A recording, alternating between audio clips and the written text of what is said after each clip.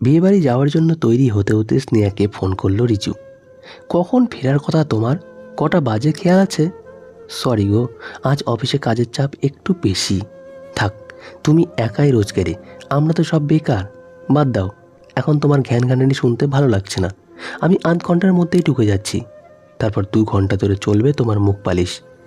না না, সারাদিন এত দখলের পর আর ইচ্ছে করছে না। রাতে বিছানায় আবার শরীর খারাপের নাকামো করো না। আর শোনো, আমি চা খেয়ে তবেই বেরোবো। হ্যাঁ, আমি আসছি তো, এসেই তোমাকে চা করে দিচ্ছি। হন্ততন্ত করে বাড়ি ঢুকলো স্নেহা। রিজুকে চা করে দিয়ে আলমারি খুলে শাড়ি বাছাই করতে ব্যস্ত হয়ে পড়ল। রিজু ঘরে ঢুকে বলল, কোন শাড়িটা পরবে? ভাবছি এই জলপাই কালারের সিল্কটা পরবো। তোমাকে এই রঙটা একেবারে মানায় না, মেরুনের ওপর কিছু পরো। কিন্তু আমার মেরুনটা ঠিক। বাজে কথা না বলে যেটা বলছি সেটা করো। তোমাকে কোনটা মানায় সেটা তো আমি বলবো তোমায়। আচ্ছা, আর একটা কথা, সোহাগও আসছে। শাড়ি বাছতে গিয়ে থমকে গেল স্নেহা। আমাদের দুজনকে একসাথে? সোহাগ প্রথম দেখবে আজ। মুখটা বাংলার 5-এর মতোই করে থেকো না দয়া করে। আমি আবার কোথায় মুখ বেজার করে থাকি? আমি তোমার থেকে কোনো কৈফিয়ত চেয়েছি কি? সোহাগ যাতে বুঝতে পারে আমরা ভালো আছি। ভালো তো আমরা অবশ্যই আছি, ওকে সেটা বোঝাতে হবে আজ। তোমার খুব রাগ না সোহাগের ওপর? রাগ তো হবেই। বিয়ের 1 বছরের মাথায় ড্যাং ড্যাং করতে করতে নিজের বাড়ি চলে গেল। আমার সাথে নাকি থাকা যায় না। যত সব। তাহলে আমরা একসাথে 3 বছর আছি কি করে? স্নেহা চাপা গলায় বলল, সেই। নাও নাও, যা মুখ ঘষার ঘষে নাও, বেরোতে হবে এবার। কিরে মানু, তুই এখনও রেডি হসনি? আয়নার সামনে দাঁড়িয়ে নিজেকে দেখছিল সোহাগ। কিরে, কি হলো তোর? যাবি না? যেতে ইচ্ছে করছে না মা। কেন? তোর কলেজের বন্ধুর বিয়ে। জানি না কেন। ও, এবার বুঝেছি। কি বুঝলে? রিজু আসবে তাই তো? তাতে তোর কি? তুই তোর মতো যাবি। আমার কিছুই না মা, যেটুকু ছিল 1 বছরে সব চোখ বুকে হয়ে গেছে। তাহলে আবার কি? ওই নীল রঙের শাড়িটা তোকে খুব মানায়, ওটা পরতে পারিস। ওই শাড়িটা আমার জন্মদিনে রিজু দিয়েছিল। ওটা পরে গেলে ভাববে আমি এখনও ওর প্রতি। ও, তাহলে লালটা পর, খুব মানাবে তোকে। নে, তাড়াতাড়ি তৈরি হয়ে নে। তোর কাছে রিজু এখন বাইরের আর 5টা লোকের মতনই, তাই ওকে নিয়ে ভেবে নিজের মেজাজ খারাপ করিস না। কিন্তু 3 বছরের প্রেম আর 1 বছরের সংসার সব ভুলে যাওয়া যায়? নিজের প্রিয় মানুষটার দাঁত নখ বেরোনে যে হিংস্র চেহারাটা, সেটা ভুলবো কেমন করে? যাকে মনে পড়লে ঘেন্না হয় তার মুখোমুখি হতে করেই বা ইচ্ছে করে। এসব ভাবতে ভাবতেই কনসিলার দিয়ে মুখের দাগ ছোপ ঢাকছিল সোহাগ। কলেজের বন্ধুর বিয়ে, এটাকে রিইউনিয়ন বললেও ভুল বলা হবে না। এক কথায় চাঁদের হাট বলা যেতেই পারে। তার মাঝে স্নেহা গলা জড়িয়ে রিজুর প্রবেশ। বন্ধুদের সামনে বউকে নিয়ে চরম আধিক্যতা করে নিজের ভালো থাকার বিজ্ঞাপন করা শুরু। সোহাগকে আর চোখে একবার দেখে নিয়ে রিজু বলল, এ যে আমার বউ স্নেহা, ওর মতো মেয়ে দুটো পাবি না। এত ভালো চাকরি করলেও কখনো সেটা নিয়ে ঢাক পেটাতে শুনবি না। আমি তো ওর আগেই বাড়ি ঢুকি। স্নেহা রোজ বাড়ি ফিরে নিজের হাতে আমার জন্য চা বানিয়ে দেয়। রবিবারে সকালে লুচি তরকারি, দুপুরে মাটন মাছ রান্নার মাসি থাকলেও আমি বলেছি ছুটির দিনে তুমি রাঁধবে। স্নেহাকে স্বাধীনতার বুলি আওড়াতে শুনিনি কখনো। চাকরি করি বলেই দুনিয়া কিনেছি এরকম মেয়ে স্নেহা নয়। কমলিকা হেসে বলল, তুইও তো পারিস বউকে একদিন চা করে খাওয়াতে। পাগল, ওসব আমার কম্য নয়। এই জন্যই বিয়েটা দেখে শুনে করতে হয়, বুঝলি? বউয়ের কাজগুলো বউকেই করতে হয়।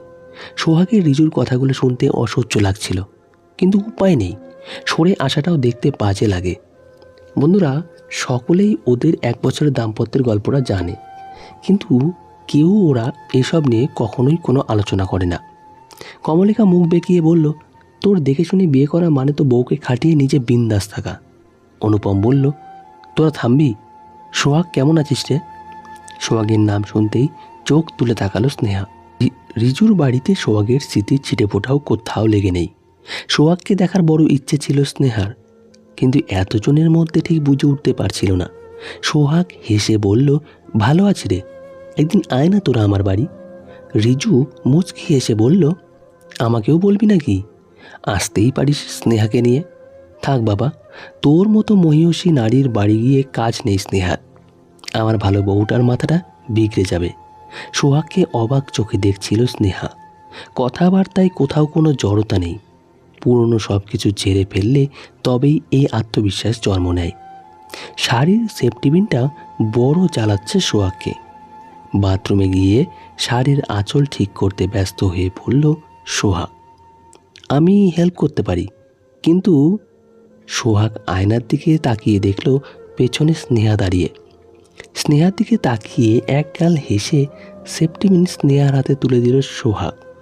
আঁচল ঠিক করতে করতে স্নেহার চাপা গলায় বলল, এত সাহস কোথায় পাও? আমায় একটু বলবে গো। কেন, তোমার সাহস নেই বুঝি? কোথায় আর আছে বলো? চাকরির আগে বাবা মায়ের কথা আর অমান্য করিনি কখনো। চাকরি করলেও বন্ধুদের সাথে পার্টি করার অনুমতি ছিল না আমার।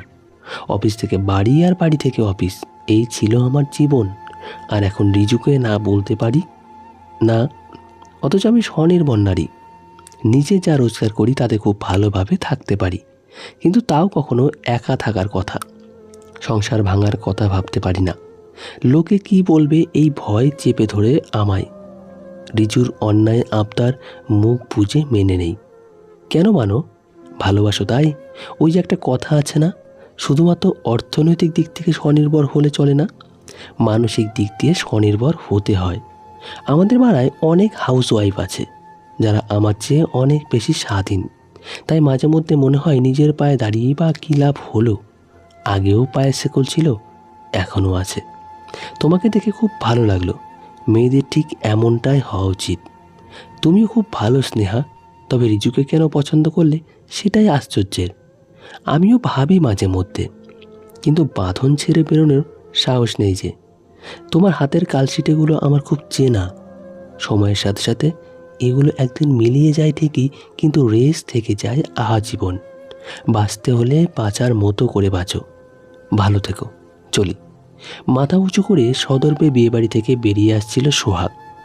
রিজু তখনও স্নেহার আনুগত্যের প্রশংসা করেই চলেছে। রিজুর কথা শুনে হাসি পেল সোহাগের। রিজুর কানের কাছে গিয়ে ফিসফিসিয়ে সোহাগ বলল, স্নেহা কতটা ভালো মেয়ে সেটা তো প্রমাণ করলি, কিন্তু তার সাথে তোর কাপুরুষতাও যে প্রমাণিত হলো, সেটা কি বোঝার মতো বুদ্ধি আছে তোর? কি বলতে চাইছিস তুই? মুক্তির স্বাদ বড় ছোঁয়াচে রে। আমি আজ স্নেহাকে ছুঁয়ে দিয়েছি। যেদিন জোয়ারের জলের মতো মুক্তির ধারা ফুলে পেঁপে উঠবে, তখন কিন্তু সে কোনো বাধাই মানবে না। ঠেকাতে পারবি তো তখন? সোহাগের প্রস্থান দেখতে দেখতে কপালে জমে থাকা ঘাম মুছছিল রিজু।